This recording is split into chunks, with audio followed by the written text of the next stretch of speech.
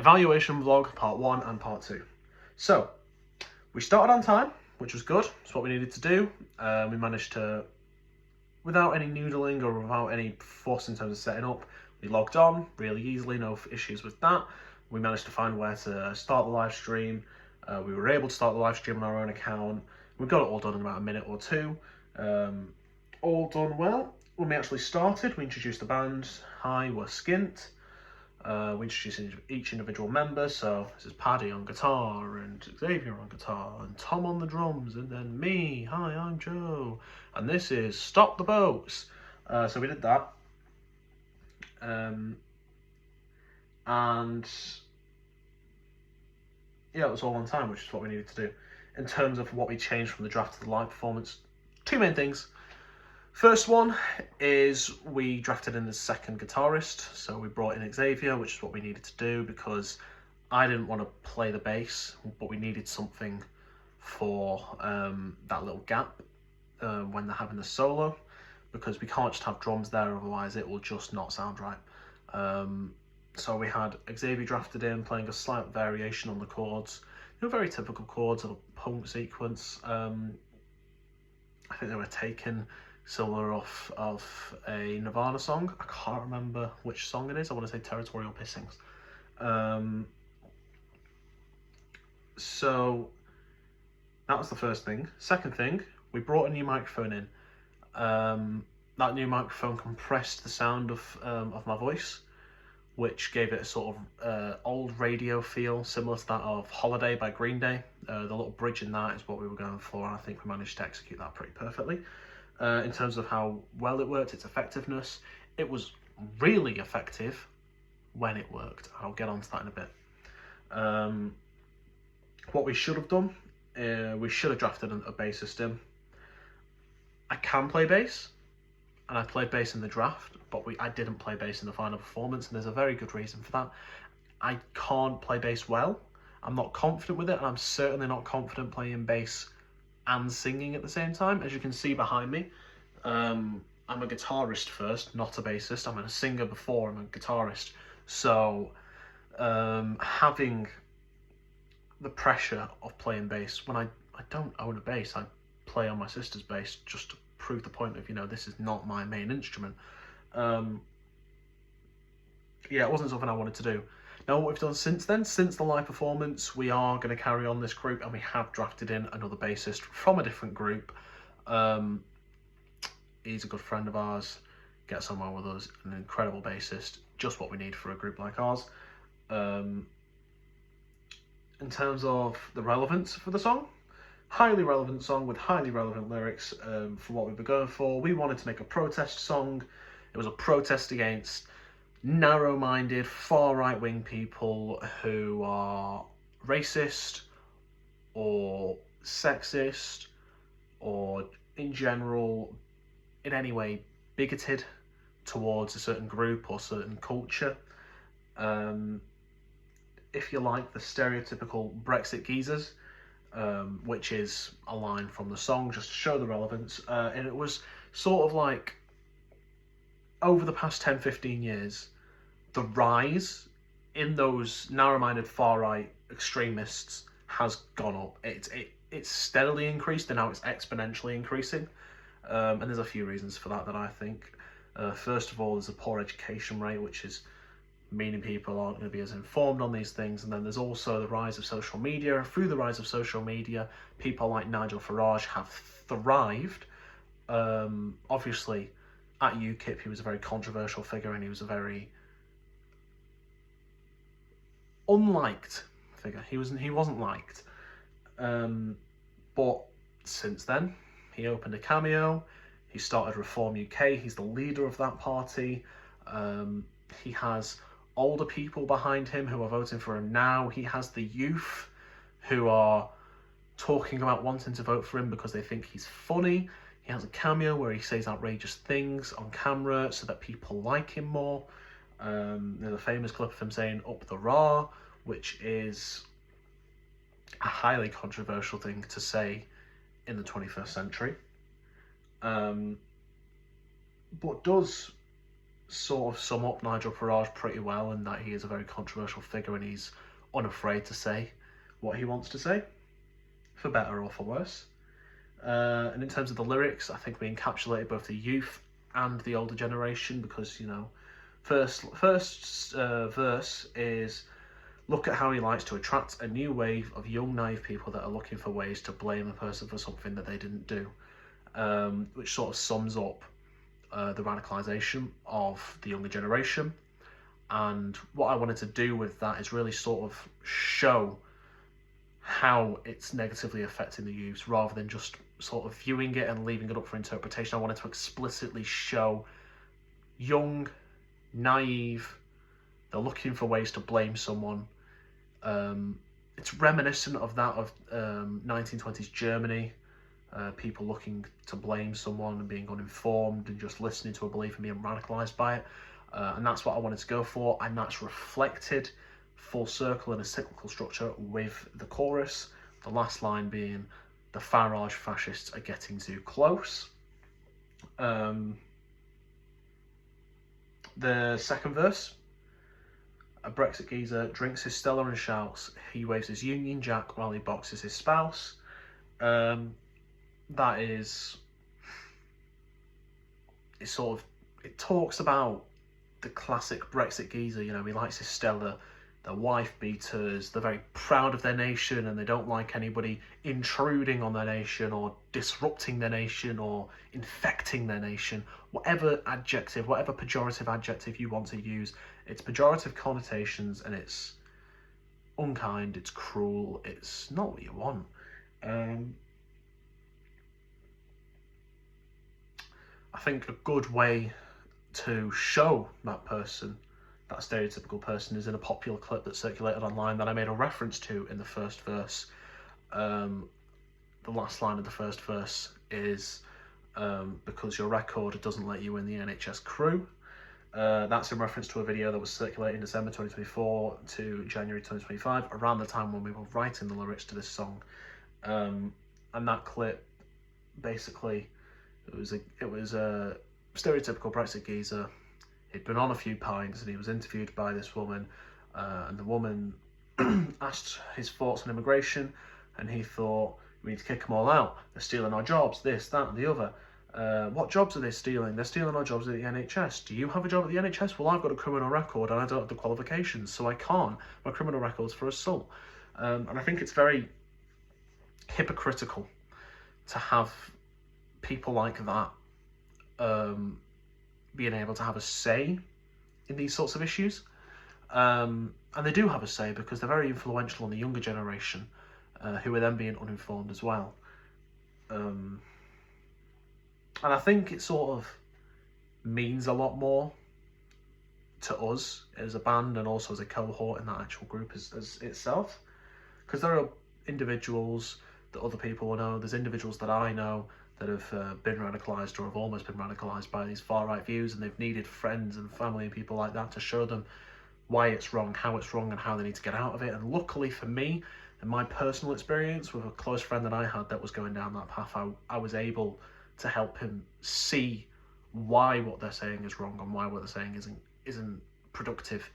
But it's a very real issue, and it's one that I feel like we hopefully did address, whether it be through mocking with the ironic stop the boats in a very hyperbolic tone, and then the second part of the chorus being stop the boats in a very sort of like really way, whether it be comical, with like the little chant in the bridge where it's loves the comma but he hates the chef, he loves the comma but he hates the chef, showing the hypocrisy, whether it's reference to popular media with the first verse in the final line where it says, because your record doesn't let you in the NHS crew, whether it's addressing the actual issues of a stereotypical Brexit geezer in the second verse and the people themselves being radicalised in the first verse. So I would say it's very relevant in terms of lyrics. The punk genre itself was definitely necessary for that. Yeah, it's a very relevant song to what we were going for. In terms of how we performed it on stage, I think Xavier as an individual, he's not known for being incredibly confident on stage and showing himself off, but I feel like in that performance he really let himself go and let himself fall into the music. When you've got Paddy and Tom, Paddy on guitar, Tom on drums, you're going to get a great performance either way because they are infectious with how they perform on stage. They are free. They're a joy to watch, really. And being able to interact with Paddy on stage really elevated what I would already say is a very capable stage presence for myself. It really elevated that to another level. Yeah, I love working with Paddy for that reason. In terms of what didn't go so well, the second microphone. We were going into Loves the Coma Hates the Chef after the guitar solo, and in that it's sort of like a chanty part, and I wanted it to be sort of like a radio speaker where it's like sort of brainwashing the masses, and it's like listen to this one. I said listen to this one, he loves the coma but he hates the chef, and as I'm saying it I realise, oh, this microphone is on my end but it's not on at the computer's end. I can't hear myself and most likely the viewers can't hear me either. So I tapped the microphone, it wasn't working, and I moved to the original microphone and I carried it on, and I kept sort of playing with the microphone to see if it was working until I got some sort of reception, and on the last line of He Loves the Coma But He Hates the Chef I was able to move back to that microphone, and you'll see me in the actual performance go, because I am scared, because I'm like, this is my idea and I wanted it to go well and it's not going so well, but I was able to recover it to the best of my ability, and it wasn't as much of a mess up as I thought it was going to be.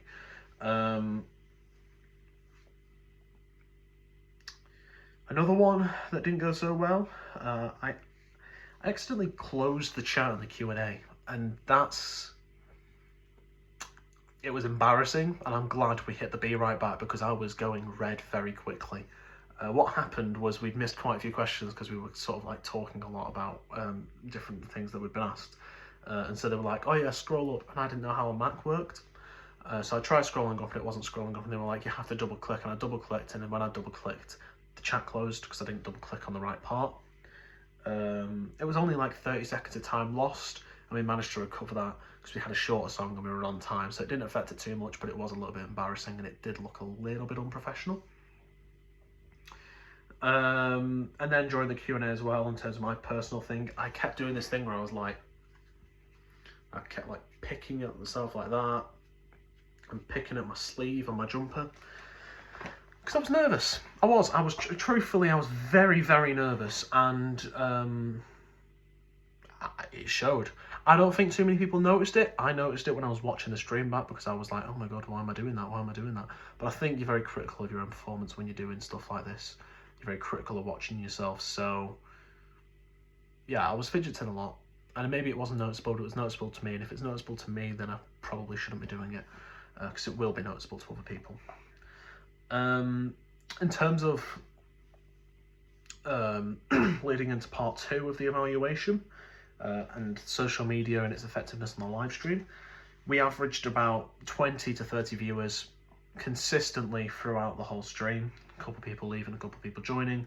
The lion's share of them were from our music group, but not everyone. I can say that. I saw some people in the chat talking that weren't in our group. I saw some people in the chat talking that I didn't know and nobody else in the band knew. And that was very heartwarming for me to see that we'd managed to branch out to new audiences. The effectiveness of our campaign can't really be understated, I don't think. Just after the live stream, I'd logged on to the account and I'd seen that we'd gotten a message. I'd seen a cancellation, and I'd done a little application on the Ferret, and the Ferret had asked us to perform a 30-minute set at the Ferret in a couple of weeks. Which was an amazing moment because you do these things and you never really expect anything to come out of them, but when that sort of thing happens, it makes you feel confident in your abilities, and it makes you feel like you're doing the right thing. So clearly something we did on social media worked because they wanted to work with us. On our actual social media itself, we were averaging, in terms of the profile, we had about 3,000 to 4,000 people like clicking on our profile on average every single week, which is an incredible statistic to have. You know, being able to average that, not just having like a peak of 1 week we had 4,000, the next week we had 500 people looking at our account. We averaged 4,000 people every single week looking at our account. And then in terms of how we engaged on stage compared to other bands, how we engaged with the audience on stage, there were a lot of times, you know, we had Paddy walking into the middle for his guitar solo to showcase that this was his moment, this is his thing that he's going to be doing, everybody needs to pay attention to him. When I was doing The Loves Coma Hates the Chef, I was staring directly into the camera, or trying to find where to look to stare directly into the camera, in order to show, like, you need to be like paying attention to me, this is like the important part, this is the part that everybody's going to know, it's the catchiest part of the song. And strengths and weaknesses. Strengths. Everybody got a decent amount of questions and good answers in terms of the Q&A. We had very good coordination between the instruments. The guitars themselves had good coordination between the two of them, and then the guitar and the drums had good coordination. And then I was sort of like riffing off the guitarist in terms of stage presence, so we all had pretty good coordination, both in terms of stage presence and in terms of like musical prowess. And then linking off of that, we had a great stage presence. Individually, as a band all together, we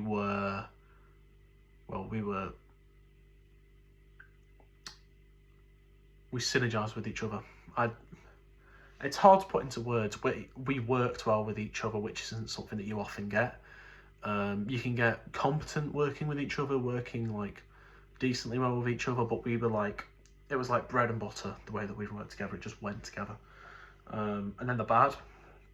On my notes, the bad is bigger than the goods, but that's because I wrote a lot for the bads. There's not actually more points. So obviously there was the closing the chat, which wasn't great because it affected everybody in the band, not just me. It was a bad moment altogether that was caused by me, bad moment for me, for the band, by me, my fault. Luckily we had to be right back, muted us all, we regained our composure. Nobody seemed too bothered by it, and nobody seemed to care in terms of the chat or in the band or in terms of our assessment. The microphone didn't work. I looked over at one point to the other band members, to the other people in the room, and I just made the assessment, it's better if I just get on this microphone. It won't sound as good, but at least you'll hear it. So if I could go back and change one thing, it wouldn't be the Be Right Back moment, it would be the microphone, because that would have made the actual performance itself just that much better, especially considering it is like the catchiest part of the song, and it's the part of the song that people are singing to me now. People coming up to me and saying, he loves the coma buddy, hates the chef. It's great to hear, because, you know, it's not something that you feel like you're going to have in terms of a college project. But it's sort of what we're known for as a group now. Despite having already made a song before that in that group, and having made songs since then, and having covered songs since then and before then. Final bad thing, it's another one personal to me, and it's not something in terms of stage presence, and it's not something in terms of musicality, it's not something in terms of the Q&A. It's sort of related to stage presence. I don't think my outfit sold the performance that well. I was wearing a cotton jumper with multiple different colours on it, and it was like a gradient black to white colour, and it didn't suit the song, and it made it look more like I was imitating the genre. Sorry. It made it look like I was more imitating the genre than I was inspired by it. It made it look a bit tacky, a bit more tacky than it could have done. But yeah, that's part 1 and part 2.